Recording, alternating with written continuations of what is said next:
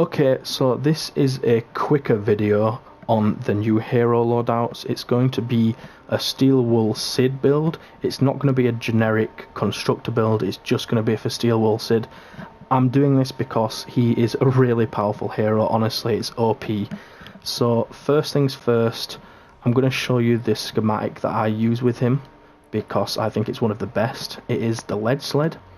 So you've got to get critical rating on there so it crits more often, attack speed so that you hit them more often, which means you're going to be critting more often as well, and you're going to want to make it bright core so that it swings faster. I think that's the best weapon for this because every time you hit an enemy it grants another attack speed of 6%. So I just want to get that quick out of the way before I show you the heroes. Now I will go and show you Steel Wool Syd. So his bonus is that his Kinetic Overload, which is every time you crit with a hammer, or a blunt melee weapon I should say, which is the lead sled, it triggers this like burst of energy called Kinetic Overload, and his perk increases that damage by 150%. It's absolutely insane. So if you're going to hit a normal husk with this, it's going to kill it in one. If you hit a husky husk and you get Kinetic Overload, it's going to kill it in one hit. Smashes you can actually kill really fast with this because of the swing speed and the crit rating. So I'll go ahead and show you the actual hero loadout. Here it is. So obviously Steel Wool Syd in the main, and then you're going to want Guardian Penny in support because she gives an extra critical rating to the hardware by 17, which is going to make the chance of you critting higher. Then you're going to want Tank Penny, who gives an increase in hardware damage by a further 17%. So this is going to mean that if you don't crit and you don't do the Kinetic Overload, you're still going to be doing higher damage, which is useful for the smaller enemies and just for killing them quicker in general. I threw Rescue Trooper Ramirez in here for the extra assault damaging because if the enemies are further away, you're not going to be able to get them with a melee weapon, so you're going to want to use an assault weapon, and that gives extra damage. You could put Redline Ramirez here, who gives extra sniper damage if you want to use a sniper instead, like the Super Shredder. That's absolutely fine. The next one is key as well though. It is Lotus Assassin Ken.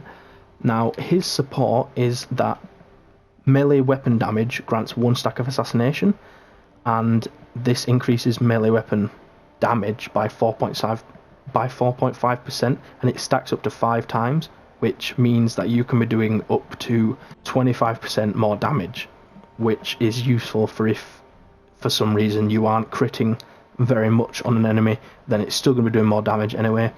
And then in the last slot I used the Ice Queen. She gives extra damage to frozen enemies. I couldn't find another suitable hero for this.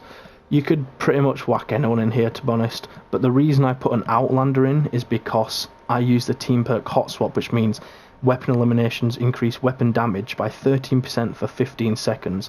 15 seconds is a very long time in missions, so every time you kill someone, your weapon damage is going to go up by 13%, which means that everything you're doing is going to be increased, and this requires a hero of each class in your support. So I already have a constructor there, soldier, ninja for the assassination, so I just whacked in an Outlander in there. If you don't want to do that and you don't want to use that team perk, then you can put anyone in the last spot. It doesn't matter too much. The main ones are this one, and assassination. They're the main ones that you're going to want. And then for gadgets I just use hover turret and adrenaline rush. They're up to you though, you can use different ones if you want. So yeah, that was just a quick video. The other ones that I'm doing on hero loadouts are going to be multiple builds, but I just want to show this one because Steel Wool Syd is just a really good character, and I definitely recommend using this build because it is super OP. But yeah, I hope you found the video useful. If you did, be sure to drop a like and subscribe, and I will see you in the next video.